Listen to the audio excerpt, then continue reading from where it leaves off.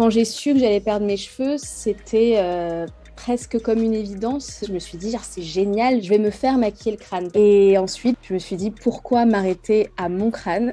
J'ai commencé à peindre les crânes d'autres sœurs de combat, ce qui était assez symbolique à ce moment-là, parce que j'ai commencé à les peindre alors que j'étais toujours chauve moi-même, j'étais toujours en chimiothérapie.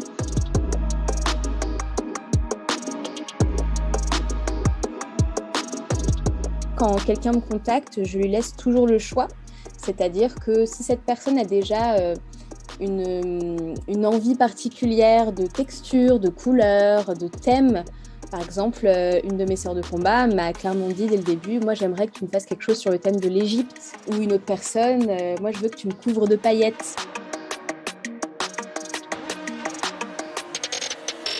D'autres qui me laissent totale carte blanche. Et à ce moment-là, pour ces femmes-là, soit je pioche dans les idées que je m'étais déjà mises de côté, soit je m'inspire tout simplement de leur histoire. Le début, on va plus la guider, elle va être un petit peu timide. Et à la fin, c'est même elle qui va nous proposer des poses et qui va prendre goût à cette position. Donc, c'est toujours très, très touchant à regarder et très gratifiant. Beaucoup de ces femmes n'ont jamais osé sortir sans leur turban, sans leur perruque.